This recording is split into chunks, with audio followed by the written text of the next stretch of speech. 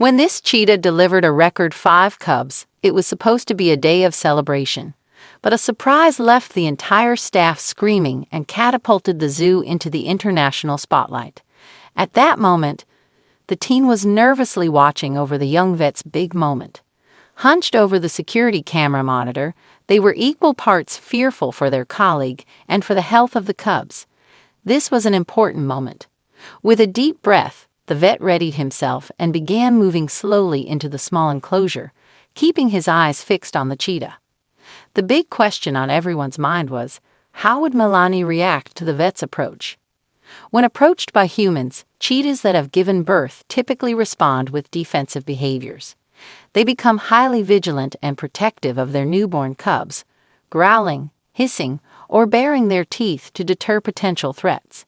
On top of that, everyone at the research center knew Milani was not the most easygoing cheetah, especially during her pregnancy, which in itself was one of the many shocking occurrences in the life of this unique cheetah. Rescued from the clutches of poachers in her native Namibia, Milani was a one-of-a-kind cheetah at the Metro Richmond Zoo, a world-renowned hub for cheetah research. Establishing the Cheetah Conservation Center there, teams of vets monitored the health, socialization, and population numbers of the cheetahs.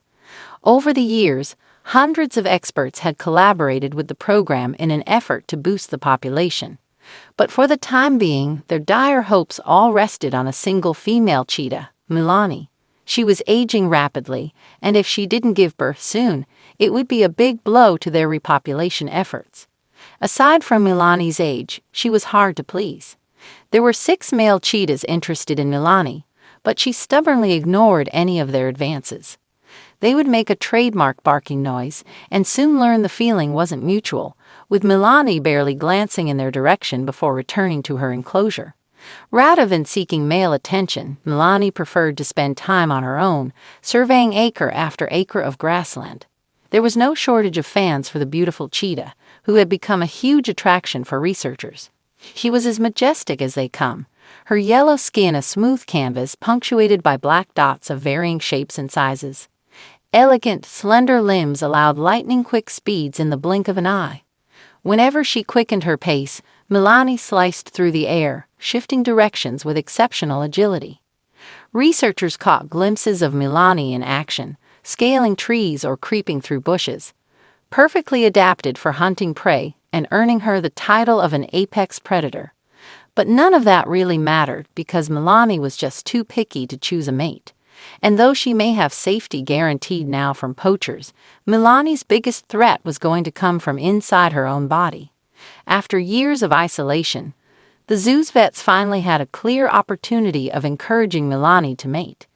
It was a new arrival, Bo, who showed promising potential. He was also from Namibia, and the animal rights group delivering him speculated that Bo and Milani may have encountered one another before, at a similar age. They had likely been part of interconnected families. As usual, zookeepers allowed them to spot each other from a distance. Strolling up through the field towards the new arrival, Milani remained hesitant and unsure at first, watching him from afar. But suddenly it was clear that Milani recognized him.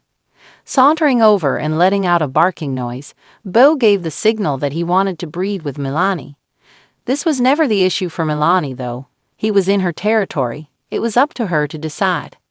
Surprisingly, she didn't put up much resistance. Rubbing her head against his large, thick body, she greeted him with affection.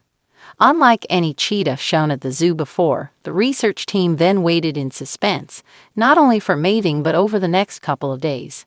When it was confirmed Milani was pregnant, the interaction seemed natural, but behind the scenes, months of planning and research had gone into maximizing the chances of mating. Experts had different opinions on the best methods to create a conducive environment, and Bo was specifically chosen for Milani. In the end, their efforts paid off, but that was only the beginning of more surprises to come. It was big news. Any contribution to the cheetah population was monumental. With an ultrasound, something else was revealed too. 5 cheetahs were growing inside of her, which soon ballooned her stomach up wider than ever before. As quickly as the excitement had spread through the community, veterinarians became worried. A mood of celebration was quickly replaced by fear. The likelihood of all cubs surviving and Milani pulling through unharmed was very low. Milani's stomach had been injured from her time in captivity, a large gash running from her chest down. Surface wounds had largely healed, but internal damage had remained. It wasn't clear whether she would be able to support 5 cubs at once. As the birth neared, the 5 cubs were pressing up heavily against her intestines, making it difficult for them to function properly. Facing a dilemma with Milani, the research team decided not to intervene. The risk of childbirth was well considered, but the future of the species lay in the hands of facilities like Metro Richmond Zoo. For now, cheetahs in the wild didn't stand a chance. In the last century, the population had dropped by over 90%. It had taken years for Milani's first pregnancy. If they terminated now, then who knows how long it would be before the next one. After many long meetings, the team decided that it was worth the risk. They would remain vigilant, though, if they needed to intervene. With each passing week, the pregnancy became more dangerous. Moved into a smaller enclosure, Milani was now given round-the-clock attention, surrounded by state-of-the-art equipment. Researchers were forced to make their assessments from a distance. All the while, they could see that Milani was visibly growing weaker, at times even refusing to eat. She became more aggressive too, weary of humans and on edge. One day, as a zoo staff member was feeding meat to her, she charged him, clawing at the fence, and sending the man stumbling backward, clambering back into the truck. The increasing pressure and stress were taking a toll on the fragile condition of Milani's pregnancy. This had never happened before, and it was by far the closest she ever came to actually attacking anyone. Milani was now considered a high-risk animal that needed to be handled with extreme caution. There was now an added danger to the pregnancy. How would zookeepers be able to help her if she wouldn't let them close? Even after years of time to bond, Milani still didn't trust them. Zookeepers worried that she might never recover from her traumatic time in Namibia. For her, they resembled the poachers who had taken her family with their tools and jeeps. This would soon become a life-threatening matter for Milani. Nervousness intensified as the birth date approached. A round-the-clock surveillance effort was in full swing, meaning they would be prepared at any moment. Days before the birth, a small enclosure was built for Milani adjoining her usual area. It was a dark box, just 18 feet long and 6 feet wide. She was puzzled by the area for now, but it wouldn't take long for her to become well accustomed to it. Around 4 a.m. the following day, while it was still pitch black and silent outside, feeling the contractions beginning to ripple through her body, Milani crept towards the box. The team was watching anxiously through a live cam in case anything went wrong. Milani first struggled to get comfortable, standing up and sitting down repeatedly with impatience. No matter how she tried, she was unable to find a comfortable position. Contractions grew closer, and Milani's body continued to push, heaving on the inside while she remained calm on the surface. With her final push, a tiny cub dropped out from behind her, a soft thud on the hay below, wriggling around but barely conscious. The senses of the world filled its eyes and ears while it grappled with a new movement of its body. The surveillance room erupted with celebration, but it was quickly dampened by the realization that they were only a fifth through the ordeal. Half an hour later, there was a second baby popping out from Milani. The interval between each birth widened, and the mother was growing tired. It was dark when she'd first gone into labor and crawled into the enclosure. By the time the third cub emerged, sunlight was illuminating the bodies of the small creations, slowly coming into greater focus under the watchful eye of the team. She reserved the last of her energy to carefully inspect each cub, licking, prodding, and poking at them, making sure they were healthy. They wasted no opportunity to snuggle up to their mother. When the final cub came into the light, there was a final round of cheers from the team. What they didn't know yet was that this final cub would make them scream. Now came the most difficult and most important part. The moment of truth had arrived, and one vet was headed into the enclosure to check on the cubs personally. The vet chosen already had a good rapport with Milani, but he was a young man who was not that experienced, and waves of fear came over him as he sheepishly entered the enclosure. How would Milani react to his approach? Would she go into full defense mode and attack the young man? Milani locked eyes with the vet, uncertainty hanging in the air. It was the young vet's first encounter this close to a cheetah, let alone a cheetah that had just given birth. The experience was a stark contrast to feeding from a distance. Nervously watching over this young vet's big moment, the rest of the team hunched over the security camera monitor, fearful for their colleague. With a deep breath, the vet readied himself and began moving slowly into the small enclosure, keeping his eyes fixed on the cheetah. Remembering that weeks earlier, Milani had been so protective of her food that she charged one of the zookeepers. There was no telling how she would react to an intruder coming dangerously close to her newly born cubs. Milani kept a watchful eye on the strange intruder, but then shocked everyone by rolling over, revealing her 5 cubs snuggled in a ball underneath her. Seeming to understand why the vet was there, she opened the cubs up for inspection, relaxing her body and taking a moment of rest. Breathing a sigh of relief, the vet got to work. First, he checked on Milani, especially her stomach injury, but she seemed to be unharmed, only exhausted. Picking up each cub with gloved hands individually, the vet used his bag of tools to run some vital tests. A small scale, tubes for samples, and a small flashlight to check the responsiveness of their eyes. Collecting all the data he could, the vet hurriedly packed his bag and took the samples back to the lab. He could already tell that things were not good. The 5th cub didn't seem to have a healthy weight, and its head was larger than usual, making its body appear tiny in comparison. Results came back confirming that the youngest was suffering from a birth defect. Time was critical now, and the team needed to move fast. But before they had time to act, the cub's condition deteriorated. It was having difficulty breathing. The young vet rushed into the enclosure. There was no time to seek approval from Milani. Luckily, she was resting in a deep sleep after her ordeal. He grabbed the cub and took it to a medical tent next door, crying out to the other staff that they were losing him. Resuscitations, injections, and a defibrillator. Every possible measure was taken, but sadly, every attempt failed. The tiny cub was barely hanging on to life. There was no way for its condition to improve. Though the surveillance room grew silent and with heavy hearts, the decision was made to euthanize the young cub to avoid any further suffering. Milani knew something was wrong but was too weak to react. She seemed to accept her loss. The good news was that the 4 other cubs were incredibly healthy. The vet stepped in from time to time and offered bottled milk, ensuring that all the cubs received enough nutrients.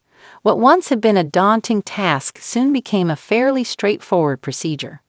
Milani was hesitant at first, fearful of losing yet another cub, but feelings were always led by the same young vet, who worked slowly and calmly to reassure her every step of the way. After more than 7 years, Milani was at last warming to her zookeepers, becoming less aggressive, at times even offering a soft bump of the head.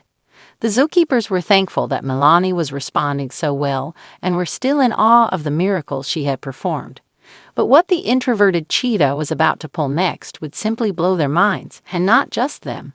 Milani would be making international news too. 2 years later, during a particularly hot summer, lightning struck for a second time. Milani again became pregnant to the delight of zookeepers. This time was very different though. She wasn't alone. Milani was only one of 3 cheetahs pregnant at the zoo, with all of them conceiving at nearly the same time. This was going to be chaotic for the zoo staff, who were already short-handed when they dealt with Milani's pregnancy. And there was another problem. Vela, along with another female, were both first-time mothers. While I had been relatively disciplined, Vela proved to be a handful. Becoming fierce and standoffish the further into her pregnancy, she would snarl and growl at the zookeepers as they passed by, once even scratching another female unprovoked. Having been through this before, Milani was ready to offer a helping hand to the zookeepers. She was ready to restore order. As the bigger and older female, she commanded respect and used her power to control the others. The next time Vela snarled at a zookeeper, Milani let out an explosive yelp, sending shockwaves through the air.